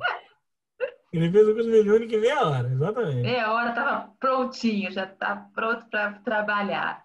Não, mas aí depois disso, né, ele foi para o deserto, né? Ele ficou lá 3 anos no deserto, né? Ele foi interiorizar todo aquele sentimento, tecelão, ele foi lembrado que ele já comparar, né, o homem velho com o homem novo, ele foi se purificar, né? Ele foi se perdoar também, tudo que ele já tinha feito nessa própria encarnação aqui, porque ele já tinha mandado matar vários cristãos, a coisa já tinha, né, pegado pro lado dele, né? Então, primeiro ele foi fazer esse esquema ele com ele. Aí depois ele saiu, foi conhecer Pedro, disse que ficou 15 dias com Pedro, né? E depois ele começou a fazer o trabalho por ele mesmo, né? Exatamente, exatamente. É maravilhoso, né? E aí, do 18 ao 24, para encerrar aqui o capítulo 1, ele só conta aqui o trajeto que ele fez, o encontro com os apóstolos. Eu não grafei nada específico aqui de interpretação. Se vocês têm um comentário, vai para o 2. Não, vamos pro 2. Beleza. Aí no 2 aqui ele fala bastante, né? Ele fala bastante aqui da consulta que ele faz à espiritualidade, né? Fica bem claro aqui em vários momentos que ele consulta os espíritos, né? Fala assim, olha, isso aqui é isso mesmo, isso aqui devo fazer isso, assim, eu estou fazendo certo, né? Ele mostra a preocupação de, gente, é isso aqui mesmo que eu tinha que fazer, né? Será que eu não estou dando uma desviada? Ele fala bastante disso. E ele fala desse reconhecimento que ele teve da sua missão juntos aos apóstolos, os discípulos, né, que estiveram com Jesus, né. Ele tinha essa coisa e fala assim, poxa, eu não estive com Jesus, eu persegui os cristãos, e como é que será que vai ser esse encontro nosso? Né? Ele fala com uma satisfação interessante. Eu começo aqui a minha reflexão no versículo 2, que ele fala, e aqui reforçando a questão mediúnica, né, ele fala, ó, subir a Jerusalém seguindo uma revelação. Né? Então ele fala aqui, as relações mediúnicas, ele foi seguindo uma revelação. E aí é o que a gente estava comentando lá no início. E ele já falou da revelação lá atrás também, uma dessas cartas, acho que foi na primeira de Coríntios, que a gente associou isso a uma comunicação mediúnica. Né? Em particular, expus aos mais autorizados o evangelho que pregava aos pagãos, para que não se tornasse inválido o curso que haviam seguido e que eu seguia. Olha isso aqui que bonito, né, que ele fala. Né? Então ele fala assim, ele recebeu a revelação do plano espiritual, né? Ele classifica aqui como os mais autorizados, né? Os mais autorizados. E aí ele pergunta, né? Ele expõe a esses autorizados o evangelho que ele está pregando. E aqui que eu fiz a associação, ó, para que não se tornasse inválido o curso que haviam seguido que eu seguia. Então ele deixa claro aqui que ele está aqui consultando a espíritos, os autorizados, já se coloca nos autorizados de Jesus, assim, no nível mais alto, para verificar se o evangelho que ele estava pregando estava invalidando o que esses autorizados fizeram, né? Qual é na história de Paulo Estevão a experiência que ele teve de seguidores do evangelho, que ele pôde acompanhar o que é o evangelho na prática enquanto encarnado? De quem foi? Estevão e Abigail. Abigail. Ele presenciou os dois. Ele falou assim, o evangelho na prática que eles dois fizeram. E aí ele vem aqui e fala, então eu consulto esses autorizados, se o que eu estou pregando está diferente do que eles fizeram, né? Então, por isso, quando eu li isso aqui, eu falei, poxa, aqui eu acho que...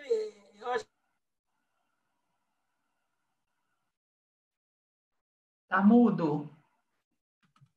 É Estevão e Abigail, que ele se refere aqui como esses mais autorizados, né? Se eles tiveram essa mesma percepção. Sim, eu imaginei que são espíritos superiores aqui, né? Mas... Abigail e Estevão. Abigail e Estevão. E foi o exemplo que ele teve real do evangelho, né? Eu vou dar uma saidinha, mas já volto. Só quero... Tá bom? Pode seguindo aqui, né? Vamos seguindo. Sim. E aí no 3, né, ele referencia aqui, isso aqui é interessante também.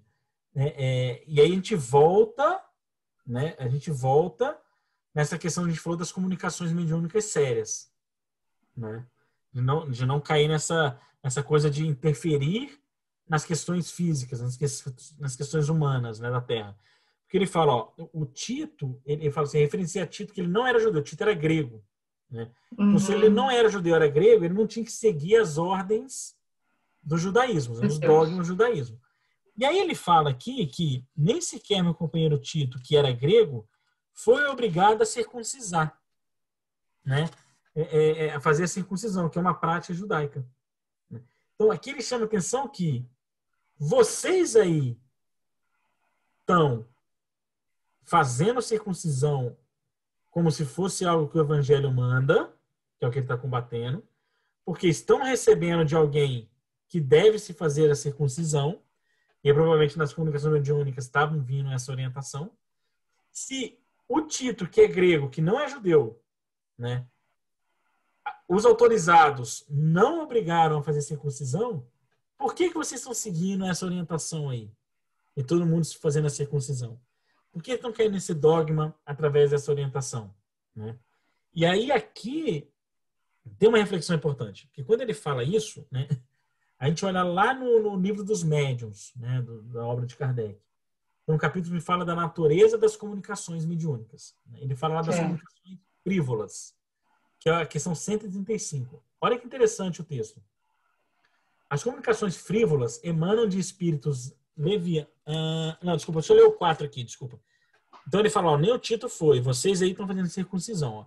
A questão se deveu a falsos irmãos intrusos que se infiltraram para espiar a liberdade que eu gozava graças a Cristo Jesus e pretendiam escravizar-nos. Então, quando ele fala aqui desses falsos irmãos intrusos, ele está falando também aqui irmãos espirituais, intrusos que infiltram. Que a gente está conversando agora, nas reuniões mediúnicas, eles vão entrando como mentores e vão ficando e vai lá e tira a liberdade que o cristianismo exerce e cria uma escravização pela necessidade da interação mediúnica com esses mentores. Então a gente vê grupos mediúnicos que ficam, não, vamos perguntar para o mentor, vamos tomar uma decisão não, vamos ver o que o mentor acha, vamos tirar a dúvida com o mentor, isso é uma forma de se escravizar, ser escravo da vontade deles, né? E Paulo chama atenção. Então ele chama aqui de falsos irmãos intrusos que se infiltraram. No livro dos médiuns, questão 135. As comunicações frívolas emanam de espíritos levianos, zombeteiros ou brincalhões, antes maliciosos do que maus, e que nenhuma importância ligam ao que dizem. Como nada de indecoroso encerram, essas comunicações agradam certas pessoas, que com elas se divertem porque encontram prazer nas confabulações fúteis, em que muito se fala para nada dizer. Tais espíritos saem-se, às vezes, com tiradas espirituosas e mordazes, e, por entre facécias vulgares, dizem não raro duras verdades, que quase sempre ferem com justeza. Em torno de nós pululam espíritos levianos que de todas... Agora vem uma parte importante, ó. Que de todas as ocasiões aproveitam para se intrometerem nas comunicações. Nossa. Que é o que Paulo fala aqui no versículo 4. Se infiltraram. Infiltrarem, serem intrusos. A verdade é o que menos os preocupa. Olha aí, a verdade é o que menos se preocupa. Então, se fosse espíritos sérios fazendo as comunicações, eu falar, não tem que circuncisar, porque no Evangelho não diz isso. Se eles estão preocupados em ter a circuncisão, é porque a verdade é o que menos se preocupa. Daí um maligno encanto que acha em mistificar os que têm a fraqueza e mesmo a presunção de nelas crer sobre a palavra. Então, esse trecho aqui, chamado a atenção do Paulo, o Kardec fala aqui no Livro dos Médiuns por completo, que é a comunicação frívola. E a gente vê isso acontecendo direto por aí, né, nos grupos mediúnicos. Né? A gente vai infiltrando, daqui a pouquinho o grupo está dependente desse teórico mentor, vamos dizer assim, entre aspas. Né? Olha, vamos aqui fazer uma obra de caridade, vamos construir aqui um barracão na nossa casa espírita para atender os desabrigados. Vamos perguntar para o mentor o que o mentor acha. Aí faz a reunião mediúnica, mentor, o que você... Não é isso. Né? Se o mentor falar o que ele acha, é uma comunicação frívola. Só que aí o grupo já está escravo desse espírito, né? Que é o que Paulo chama atenção aqui. Sim.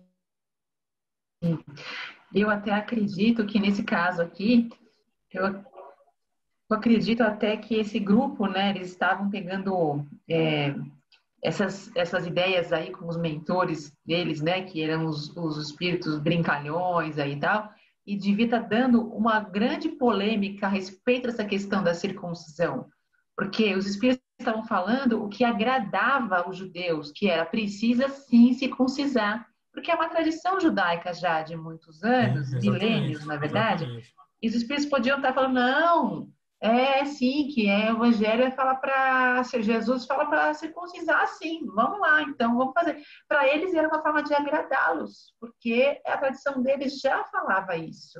Exatamente. Então, estava batendo com o dogma já existente, né? E aí o Paulo vem e fala, não, peraí, nem Tito não precisou fazer isso, nem isso aqui lá, por que a gente está discutindo sobre isso, então? Por que vocês estão se agradando com essa informação de outro evangelho aí, que quem está falando para vocês que precisa circuncisar assim, e vocês estão ficando agradavelmente surpresos com isso, né? Porque Exatamente. já traz aquilo, querendo escutar um sim, né? Aí vem essa informação de que sim, precisa sim circuncisar, entendeu? Exatamente. É bem isso. E é uma chamada de atenção importante aqui. E aí no Sim, 5, ele mostra aqui a educação mediúnica que ele tem. Ele fala, ó, eu não cedi um momento e nem me submeti, pois tinha que manter por vós a verdade da boa notícia. Você vê aqui ainda, que né? a educação mediúnica do Paulo era exemplar, né? Ele falava, ele tinha lá todo o critério da razão com ele. Então, assim, isso aqui não pode ser de Deus, não é o evangelho. Então, ele não cedia, né? E ainda assim ele poderia ser muito tentado, né?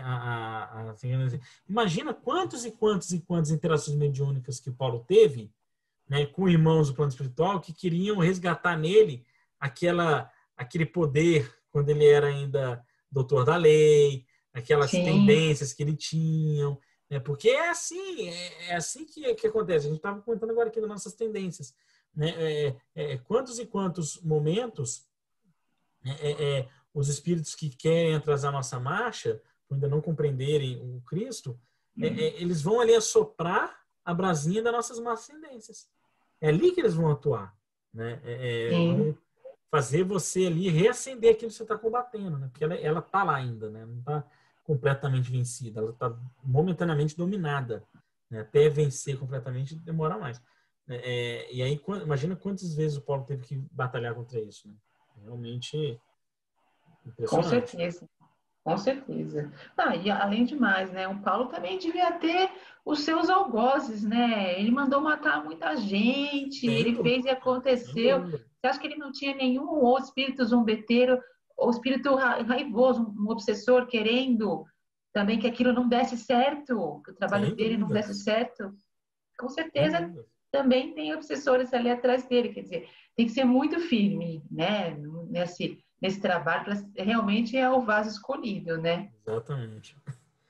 E aí no 6 ele segue com outra coisa que é importante, né? Porque ao mesmo tempo que ele fala, olha, vocês aqui estão caindo em comunicações frívolas, né? O grupo de vocês está recebendo comunicações aqui frívolas, igual a gente leu aqui no livro dos médiuns. No 6 ele fala uma outra coisa que é importante, outro conceito que os grupos mediúnicos devem ter claro na cabeça. Né? Ele fala, ó, você lembra quando ele falou lá de Abigail e Estevão, que a gente comentou aqui, ele chamou de Os autorizados. autorizados, né? Agora ele muda o Agora os termo. respeitáveis. Exatamente, ele muda o termo. Ele fala, quanto aos respeitáveis, né, até que ponto fosse, não me importa, né? Quer dizer, ó, a gente recebe orientações aqui de espíritos respeitáveis, vamos dizer assim, que se passam como mentores. Se eles são mesmo ou não, para mim não importa, porque ele fala aqui um outro conceito importante da mediunidade, do grupo mediúnico, que porque, ó, pois Deus não é parcial com os homens, esses respeitáveis não impuseram nada, né? Então, olha que conceito interessante, né? Porque ele fala, ó, quanto aos respeitáveis, se eles são mesmo, não me importa, né? Mas eles não impuseram nada. Então, se eles não impuseram nada, ainda que vocês achem que não é um mentor, ele está mais mentor do que o que vocês estão seguindo. Está impondo vocês a fazer a circuncisão, né? E Aham. aqui vem outra reflexão importante que a gente estuda, né? A gente tem que avaliar a mensagem, né? E não pelo crime da razão, e não a figura, a entidade espiritual, né? Então, a gente vê muitos casos, por exemplo, de centro espírita que fala, não, aqui não pode se comunicar espírito de preto velho, né? Por que não? Qual é a mensagem que ele está trazendo? O preto velho, ele está ali se apresentando e ele está impondo algo? Ele está conduzindo algo para questões dogmáticas? Aí tudo bem. Se está acontecendo isso, não tem a ver do fato dele ser preto velho. Ele poderia ser um europeu que se apresentar com aquela roupa de 1800 e bolinha, como um espírito para os médios videntes, vendo uma aparência europeia e impor coisas e levar questões dogmáticas tem que ser descartado da mesma forma, né? Então, o que Paulo fala aqui é isso, ó. Os respeitáveis, né, esses mentores que aqui estamos falando, se eles são ou não importa, né? O que importa é eles não estão impondo nada. Então, esse aqui, no meu crivo, na minha razão mediúnica, eu vou escutar. Agora, o que vocês aí estão seguindo, estão impondo que tem que ter a circuncisão, que é algo dogmático, algo no mundo, coisa da terra, e que no Evangelho não fala. Então, esse tem que ser descartado, tem que ser maldito, como ele chama aqui no termo, né? E ouvir esse. Então, essa é uma outra reflexão para a gente aqui. Tá num grupo mediúnico, teve a comunicação, tem que observar. Ó, tá impondo algo? Tá antecipando algo? Tá fazendo aqui prenúncio? Tá induzindo a práticas dogmáticas? Tá agradando aos anseios humanos desse grupo? Se está acontecendo isso, escuta, respeita, atende, mas deleta, né? Agora não, veio aqui construir, veio orientar, veio tudo mais, tal. Não importa como ele se apresenta. Se é um preto velho, europeu, homem, mulher, índio, fala errado, fala certo, usa palavras polidas ou não usa palavras polidas, não tem diferença nenhuma. A gente olha aqui na nossa literatura espírita, o Emmanuel é um poeta. Traz ensinamentos belíssimos com poesia. A gente olha no Caiba Schutter, por exemplo, já é mais embaixo. Traz ensinamentos belíssimos, mas mais ali um pouquinho mais nervoso, vamos dizer assim, né? Um pouquinho mais direto, né? Mas tanta beleza quanto nos seus ensinamentos, né? Um é mais ou menos? Não. É o que o Kardec fala aqui. Não importa quem é mais ou menos respeitável. Importa a mensagem que ele está passando é edificante. Né? Esse é um ensinamento importante. E tem o contexto do início do capítulo 1. Não alterai o evangelho. Exatamente. Independente da forma. Exatamente. Mudou o evangelho, desconfia. Né? Não coisa errada. Aí do 8 ao 10, ele narra esse encontro com os apóstolos, né? E a forma que os apóstolos reconheceram as faculdades mediúnicas dele. Né? Então ele conta lá, encontrei com Pedro, né? Tiago, Cefas e João, considerados pilares, reconhecendo o dom que me fora feito, apertaram a mão a mim e a Barnabé, né? Em sinal de solidariedade. Então isso aqui é bonito, né? Porque quando Paulo se apresentou, eu fico imaginando a primeira rodinha mediúnica lá, Paulo chega lá, encontra Pedro, Tiago, né? Encontra João. Falei, aí, gente, tudo bem? Eu sou Paulo, então, pô, Deus abençoe, isso aqui. Vamos fazer uma reuniãozinha aqui mediúnica, vamos. Aí eu fico imaginando Pedro, João, olhando Paulo, mediunizado. Meu Deus! E aí, foi a hora que eles reconheceram que o Paulo falou. Reconheceram o dom que me fora feito. Né? Você fala, pô, de fato, que o cara é bom, né? Vamos deixar ele falar que ele é bom, né? No entanto, que eles falaram, pai, pode ir, pode pregar. Exatamente, pode pregar. Aí deram para ele a missão aqui, né? Dos pagãos e eles dos judeus. Dividiram ali a galera para poder dividir entre eles, né? Exatamente. E então, é bem importante isso aí, né? Então, e aí do 11 ao 14, a gente já falou disso aqui, quando o Hernando tinha saído, Hernando, a gente tá, não, você estava aqui ainda, desculpa, da questão da tendência, né? Que a gente carrega nossas tendências, né?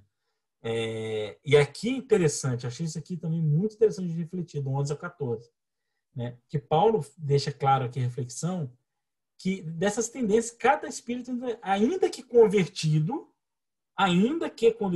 carrega em si.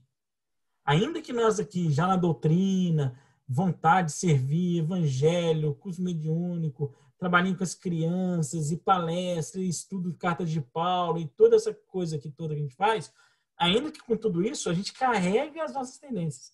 Ainda que nós fôssemos os cristãos, muito mais cristãos do que somos, nós ainda carregamos nossas tendências. E aí, olha que interessante isso aqui, né? Vamos recordar Cefas, Pedro. Simão Pedro, né? Já estou. Qual que era uma grande tendência que Pedro tinha? Vamos retornar aqui. Ele era impulsivo, né? Impulsivo. E outra. Última ceia, cenáculo. Que Jesus fala, ó, eu vou, gente, desencarnar.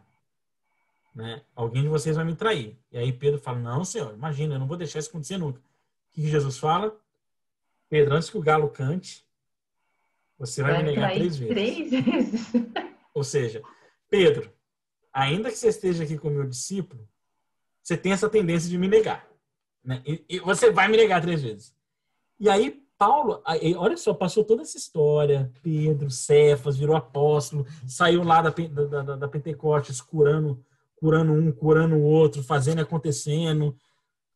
Mas aí olha o que Paulo traz aqui na narrativa. Quando Pedro chegou a Antioquia, eu enfrentei abertamente, pois era censurável. Ele fala, ó, quando eu leio isso aqui, eu falo, o Paulo realmente era o cara. Que ele vai lá e censura Pedro, né? Ele tem muita autoridade moral, né? Pra censurar Pedro, né? Então ele fala, ó, pois era censurável. Antes que viesse alguns da parte de Tiago, ele costumava comer com os pagãos. Quando chegaram, ele se retraía e se afastava por medo dos judeus. Olha só. Então, Pedro, ele ficava ali com os pagãos, aí a hora que chegavam os judeus, ele, negava esses pagãos. Ele negava eles. Ele falou, opa, não, agora não, eu fiquei com medo dos judeus. Tem que atender essa prole aqui. Outros judeus cristãos, e aí ele fala, outros judeus cristãos começaram a fingir como ele. Né?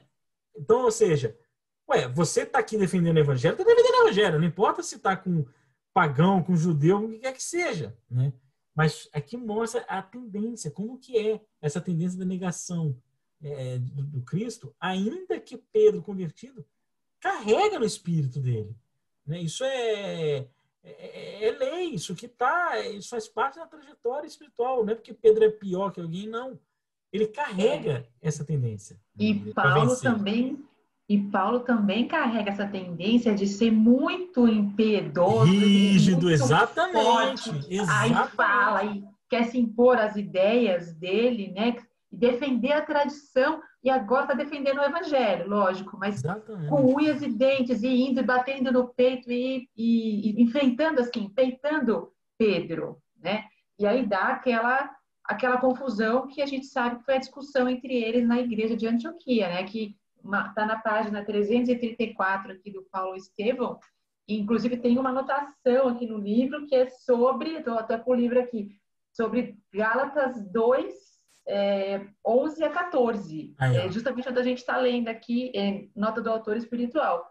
Sobre essa situação, ele fala nessa página do livro, que é a hora que, no meio da galera, né, numa palestra pública, um começa a enfrentar o outro, o Paulo vai e tasca no Pedro, quer dizer, como pode isso também, entendeu? Valente, né? Chegou na casa do outro e já falou, não, tá tudo errado aqui, você pode parar.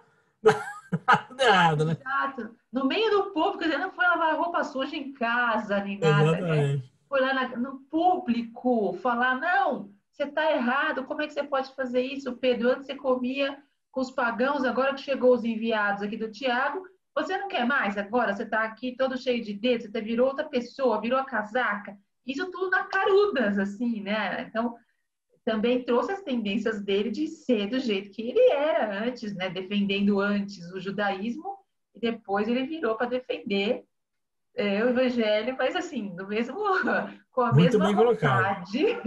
Muito bem colocado, exatamente. A tendência do Paulo é exatamente essa. Eu gostaria de fazer um acréscimo nisso aí. Posso? Claro. Tudo que vocês falaram, eu já via também com o mesmo raciocínio. Mas a discussão de Pedro e Paulo, que Paulo coloca os irmãos na mesa. Bom, não é? Esse é o resumo da história.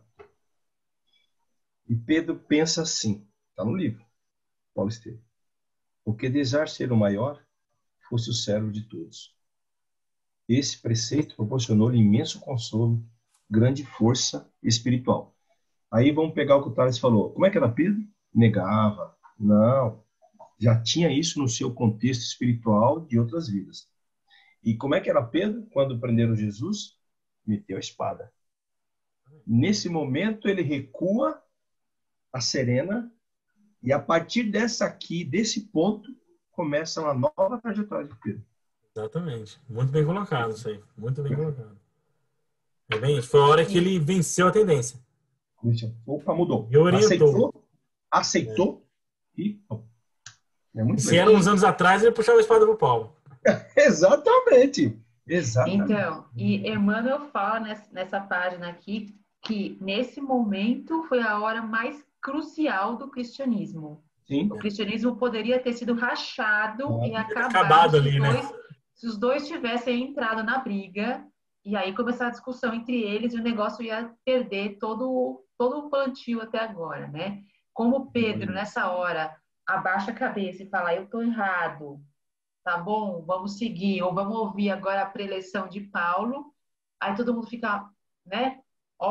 Peraí, ele parou, não vai levar adiante, salvou a igreja cristã que segue até hoje, né? Se ele tivesse deixado a tendência dele dominar, nessa hora o instinto, sei lá, dele falar mais alto, os dois tinham ido para sair na mão, sei Exatamente. lá. Exatamente. Muito bem colocado. Muito, muito bem colocado. E aí, deixa eu refletir sobre o que nós viemos falando sobre as questões mediúnicas. Olha que exemplo interessantíssimo para que a gente possa analisar. Porque quando Paulo faz a corrigenda e o Pedro se compromete ali com ele, reflete, busca Jesus, qual é o ensinamento e contém. Olha, veja que interessante nas nossas reuniões mediúnicas, da questão do nosso próprio aprendizado. Quantas vezes nós socorremos os irmãos que contém o princípio da revolta, né? E que através de uma palavra intuída pelo esclarecedor com os mentores, muda. Exato, né? Olha que processo interessante. Exatamente. E aí volta o que nós conversamos hoje. O seu processo de mudança, Thales. O meu processo de mudança dela. Quantas vezes Paulo falou com você para que você deixasse de ser o Pedro que ele estava comentando? Exatamente, E a gente foi colocado à prova, né? Igual o Pedro foi aqui. Exatamente. É isso aí. Maravilhoso. O 15 e 16 aqui também tem um ensinamento muito importante, né? Que ele faz essa questão, né? Do judaísmo, que de fato é uma religião de observância da lei, né? E o Paulo, já que sabendo do judaísmo, porque o judeu faz isso, ele fica lendo, estudando a Torá, que são as leis, né? Divinas, mas assim, ele só lê e estuda, né? Ele não põe em prática aquilo, de fato, na sua grande maioria das vezes, né? Nem todos, estou sendo injusto aqui, mas principalmente nessa época aqui do cristianismo. E aí o Paulo fala, sabemos que o homem não obtém a justiça pela observância da lei, mas por crer em Jesus, e nós cremos em Jesus para obter a justiça pela fé em Cristo. E não por cumprir a lei, né? Porque a lei ali escrita também, ela poderia ser interpretada. Igual era. O pessoal fazia o quê? Jogava pedra em quem cometia adultério. Certeza que Deus não está falando para fazer isso, né? Mas na observação da lei do povo da época, da prática religiosa da época, fazia isso acontecer, né? Hoje, os judeus já não fazem mais isso. Não existe mais apedrejamento no judaísmo. Na mesma religião, né? Porque tá ali... a Torá não mudou. A Torá é a mesma, né? Mas a observância da lei está mudando, né? Está mudando a observância da lei. Antigamente era adulterou, coloca lá para essa pública e apedreja. Hoje, se uma mulher judia trai um marido judio lá em Israel, eles vão no cartório, fazem lá a separação, cada um segue sua vida e acabou. Ninguém apedreja mais ninguém, não. E ali é a mesma, né? Ali é mesmo. O processo está evoluindo. Exato, é o que o Paulo fala. Então, assim, em cumprir essa lei, cumprir a fé em Cristo, né? Cumprir o que Cristo falou. Porque ficar só lá lendo e observando a lei, né? Que ele fala que não obter justiça. Então, se a gente ficar sem fazer nada, só observando a lei, a gente não vai ter a justiça da felicidade, né? Aí eu vou lá no Livro dos Espíritos. Pergunta 642. Kardec fala: será suficiente não se fazer o mal para ser agradável a Deus e assegurar uma situação futura? Ou seja, se eu ficar quietinho lendo a lei, lendo a Torá, não fazendo nada, mal a ninguém, eu vou ter garantido uma situação futura boa nos espíritos? Não. É preciso fazer o bem no limite das próprias forças, pois cada um responderá por todo o mal que tiver ocorrido por causa do bem que deixou de fazer. Então, se a gente está lá observando, no judaísmo observando os mandamentos, amar a Deus sobre todas as coisas, não cobiçar a mulher do próximo, os 10 lá que fala, e não praticar isso, não for lá fazer isso de ato próprio, a gente vai estar nessa pergunta aqui, 642. Parado, ó, não estou fazendo mal, mas sim, tá. Você não está pondo em prática as leis morais que você já conhece, né? Uma outra reflexão que eu achei super importante aqui. No 16. Muito. E ele complementa no 17, né? Que é maravilhoso. Ele fala, ora, se nós que... Olha isso aqui que legal. Ora, se nós que procuramos em Cristo nossa justiça, nos revelamos também pecadores.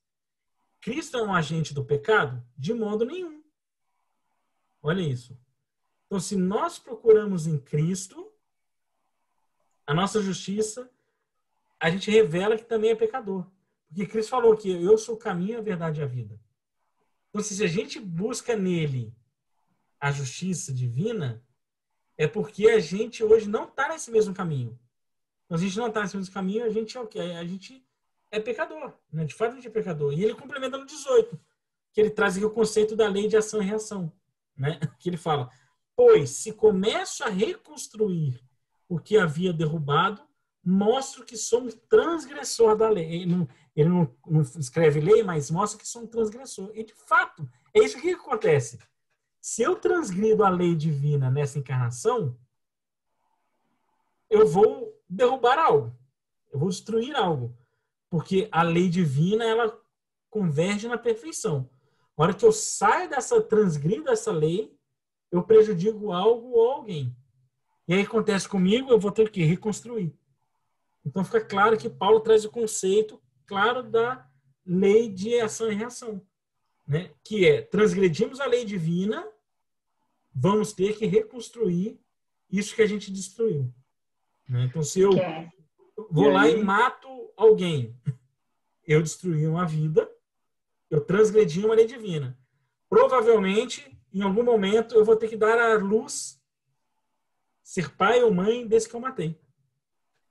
E aí eu volto na sua reflexão de capela. Okay. E por quê? Se ele está reconstruindo, é porque lá ele destruiu. Exatamente. Exatamente. Exatamente. E eu também estou vendo aqui uma coisa super bonita, que ele fala assim, ó, pois se começo a reconstruir o que havia derrubado, mostro que sou o transgressor. Que, na verdade, o que é isso? É você confiar na justiça divina.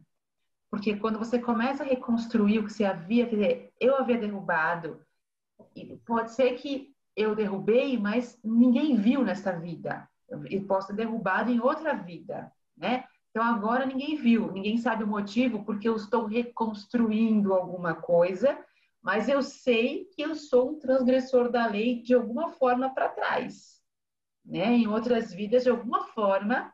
Então, a gente confiando nessa justiça divina, né, na lei de Deus, e não na dos homens, a gente faz assim, se eu estou reconstruindo aqui alguma coisa, é porque eu derrubei atrás. Então, vamos acreditar nisso e confiar que é a nessa oportunidade. lei. Né? Então, tá tudo certo, é isso que ele quer dizer. Então, se eu tô reconstruindo, é porque eu estou mostrando que para as pessoas, para mim, que uma vez, algum dia, eu derrubei, eu fui transgressor.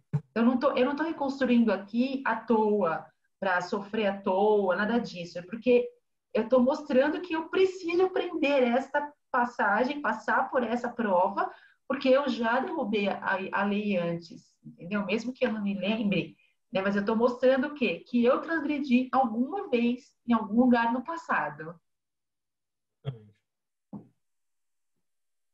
Super bem colocado, e é exatamente isso. E tanto é que nesse capítulo ele fala do testemunho, né? É um testemunho dele para eles também. Olha, exato. Fala dele, né? Exatamente. Mostrando para vocês isso. Exatamente. eu transgredi aqui nessa encarnação mesmo, matei os cristãos, agora estou reconstruindo. Eu vou ter que fazer nascer novos cristãos, né, daqueles que eu tirei a vida. E para encerrar aqui o capítulo estudo de hoje da minha parte, o 21, que eu achei que é o último versículo, eu achei muito bonito, né? Que ele fala: não anula a graça de Deus, pois se a justiça fosse obtida pela lei, ou seja, o que era a lei na época? Torá, né? Torá. A base judaica. Então, se a justiça fosse obtida pela Torá, Cristo teria morrido em vão. E não foi. Aqui já mata tudo, né? Termina aqui o nosso estudo de hoje, que realmente, né? Gente, mas se a eu queria justiça ler o fosse 20. o que era a lei da época interpretada, Jesus tinha morrido em vão. Né? Não adianta de nada. Queria ler o 20 antes, que eu achei a parte mais... pode ler, claro. Achei o mais lindo. Até, Thales, eu até escrevi na minha Bíblia.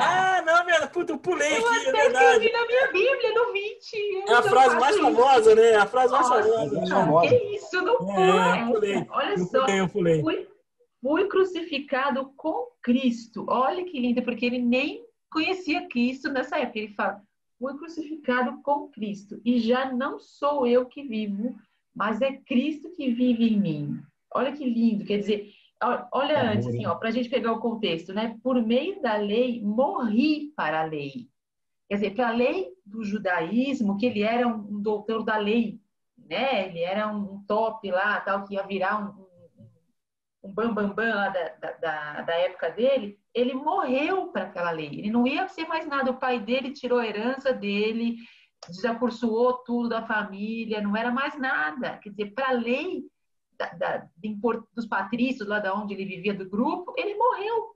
Saiu por aí como mendigo, pedinte, e aí um qualquer. Então, assim, para a lei de onde ele morreu. Então, quer dizer, a fim de viver para Deus. Foi crucificado com Cristo. Quer dizer, nessa morte que ele teve, ele entendeu que quando Cristo morre o corpo, ele também morreu, aquele corpo do Saulo. Né? Morreu também junto. Ele entende que ele foi junto com Cristo, morreu. Entende? E aí, agora já não sou eu quem vivo, mas é Cristo que vive em mim. Enquanto vivo na carne mortal. Que amor. Né? Que amor, né? Que lindo, gente. Que lindo. Essa frase é realmente muito impactante. Ele se entrega depois ainda aqui dizendo, enquanto vivo na carne mortal, vivo de fé no Filho de Deus, que me amou e se entregou por mim. Por mim e por todos nós. Quer dizer, é tão lindo se entender como Filho de Deus, né?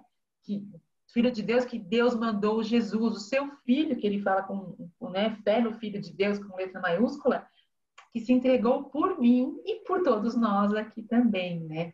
Então, nossa, isso daqui é vibrante, né? Maravilhoso. Eu peço desculpa, eu realmente pulei, ainda está anotado aqui, ó, 20. Eu, por algum motivo, pulei aqui, mas ainda bem que você voltou, Renata. É só para deixar a Renata falar dessa frase, né? Pelo amor de Deus. A Renata falar. Essa frase eu grifei na Bíblia. Eu não faço isso. Muito lindo, muito lindo, gente. Eu não sei se vocês têm a sensação, parece que a gente algumas vezes fala de assuntos que já falamos em outras cartas, mas é uma sensação nova, né? É um negócio... É maravilhoso. Gostoso, né? Poder falar isso, né, gente? Já não sou eu quem vivo, é Cristo que vive em mim. É um negócio... É forte. É uma comunhão, né? Muito grande. Um exemplo do amor. É uma entrega, porque isso que ele fala, ele morreu para a lei e foi crucificado com Cristo e agora já não vive mais, é Cristo que vive nele. Quer dizer, enquanto eu estou aqui mortal, né? Porque depois eu já vou me libertar dessa veste de carne, eu estou pela fé no Filho de Deus. É isso que me move, né? Então, isso é muito bonito, né? Essa comunhão. É impressionante. É emocionante.